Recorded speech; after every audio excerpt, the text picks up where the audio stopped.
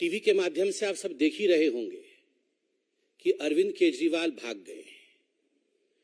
Arvind Kejriwal ED के समन से भाग रहे हैं। अरविंद केजरीवाल सच्चाई से सामना करने से भाग रहे हैं। He does not want to face the truth.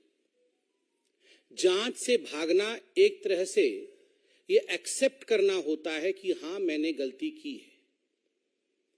Committee के सामने, ईडी के सामने, एजेंसी के सामने पेश नहीं होना, ये एक तरह से कहीं ना कहीं डर को दिखाता है, स्वीकृति को दिखाता है कि हां मैंने गलती की है।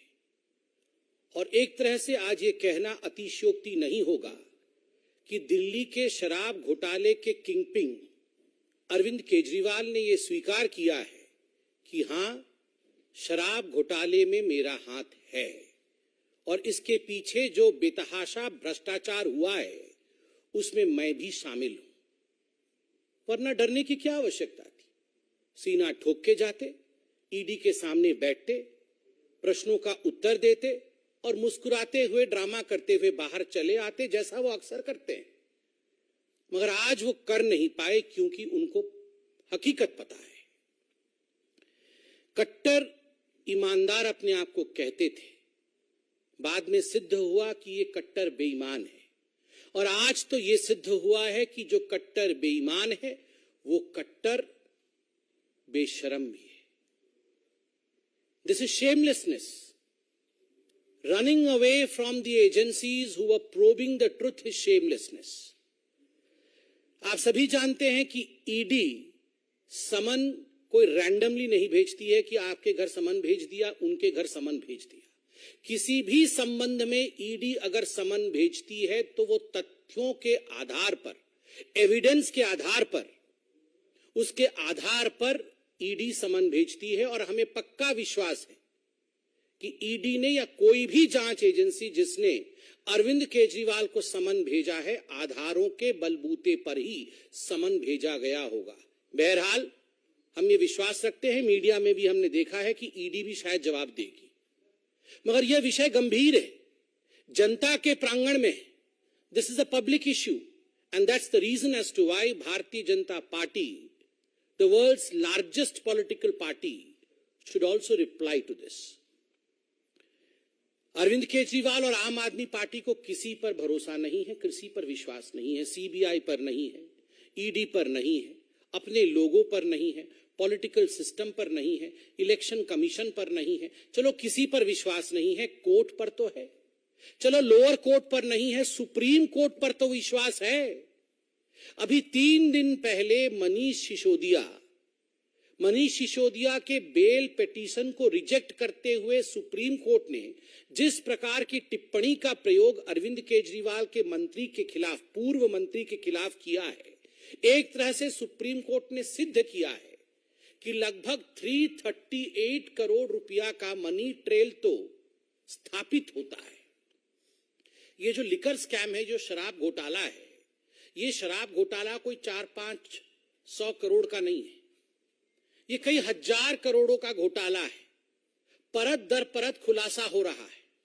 मगर सुप्रीम कोर्ट में जब ये कहा जाता है कि लगभग 338 करोड़ रुपया का ट्रेल स्थापित होता है, तो आप सोचिए, जब टिप ऑफ द आइसबर्ग जिसको अंग्रेजी में कहते हैं, एक छोटा सा हिस्सा ही इतना बड़ा है, तो पूरा ये लिकर स्कैम कितना बड़ा होगा। और इसमें अरविंद केजरीवाल जी की जांच होनी चाहिए या नहीं होनी चाहिए, ये आप डिसाइड करिए। आप मतलब जनता डिसाइड करिए। मुझे तो आश्चर्य लगता है, ये वही अरविंद केजरीवाल है, बगल में फाइल दबा करके ये रोज 4 बजे जब राजनीतिक पार्टी नहीं थी तो प्रेस कॉन्फ्रेंस करते थे, आप ही लोग बैठे होते थे और प्रेस कॉन्फ्रेंस में कहते थे, आज मैं शीला दीक्षित के खिलाफ खुलासा करूंगा, आज मैं रॉबर्ट वाड्रा के खिलाफ खुलासा करूंगा, आज मैं सोनिया जी के खिलाफ खुलासा करूंगा, आज मैं लालू प्रसाद यादव के खिलाफ खुलासा करूंगा, मेरे पास ठोस सबूत हैं।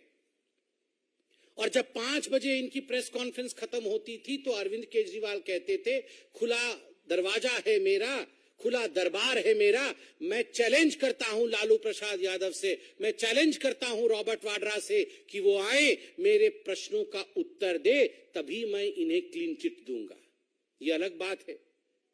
अभी गलबइये कर रहे हैं इनके साथ घमंडिया अलायंस बनाया हुआ है। मगर ये सारी चीजें अरविंद केजरीवाल जी के खुद के स्टेटमेंट है। वाह अरविंद केजरीवाल जी, आप चंद कागजों पर सवाल लिख के लाते थे, उन सवालों के जवाब आप उस समय विपक्ष के और सत्ता की नेताओं से मांगते थे, वो तो ठीक था। आज देश की संवैधानिक जांच एजेंसी आपको सवाल के कटघरे में जब खड़ा कर रही है तो आप भाग गए। आप प्रस्तुत नहीं होना चाहते। आपने अपने चिट्ठी में क्या लिखा है? चिट्ठी भी लेकर आया हूं। आपने अपने चिट्ठी में लिखा है, मुझे किस हैसियत से बुलाया गया है, एक इंडिविजुअल के हैसियत से, या official capacity as chief minister of Delhi, या नेशनल कन्वीनर ऑफ आम आदमी पार्टी, मुझे किस हैसियत से बुलाया गया है? अरे अरविंद केजरीवाल जी, ये जितने गागर बंद है ना अभी जेल के अंदर, चाहे वो मनीष सिसोदिया जी हो, चाहे वो संजय सिंह जी हो, चाहे वो सत्येंद्र जैन जी हो, ये सारे गागरों के सागर आप हैं। तो करप्शन के सागर के हैसियत से बुलाया गया है। आप जो जानना चाहते हैं कि किस हैसियत से आपको बुलाया गया है, as the ocean of corruption, as the source of corruption, from where corruption emerges in Delhi, जहां से करप्शन जन्म लेती है उसके बाद मनीष सिसोदिया जी तक पहुंचती है, जहां से उद्भव होता है करप्शन का और उसके बाद वो पहुंचती है सत्येंद्र जैन के पास, जहां से करप्शन आरंभ होता है और उसके बाद वो पहुंचती है संजय सिंह के द्वारे, उस सोर्स के रूप में आपको बुलाया गया है। एज दैट सागर, गागरों के सागर के रूप में आपको बुलाया गया है। और ये क्या वीआईपी सिंड्रोम है? मुझे क्यों बुलाया गया है? क्यों? आप क्या कानून से बड़े हैं? आप दिल्ली के सीएम हैं? क्या आप भगवान हैं? वैसे तो आपने कोई कोर कसर नहीं छोड़ी थी अपने आप को श्री कृष्ण इत्यादि बताने में, मगर क्या आप भगवान हैं जो आपको कोई एजेंसी नहीं बुला सकती है? और तो और मैं आज आपसे सवाल पूछना चाहता हूं, ये जो आपके डायलॉग्स होते थे ना, प्रेस कॉन्फ्रेंस वाले डायलॉग, डबल एक्सेल शर्ट पहन करके आप जो प्रेस कॉन्फ्रेंस करते थे और कहते थे कि ये मुझे पता है अब ये मनीष सिसोदिया को भी बुलाएंगे, मुझे पता है कि मनीष सिसोदिया बिल्कुल सच्चा है, बिल्कुल कट्टर ईमानदार है, मुझे पता है संजय सिंह कट्टर ईमानदार है। अरे आपको तो पता था कि ये सारे कट्टर ईमानदार थे, मगर इनमें से किसी को अभी तक बेल क्यों नहीं मिली?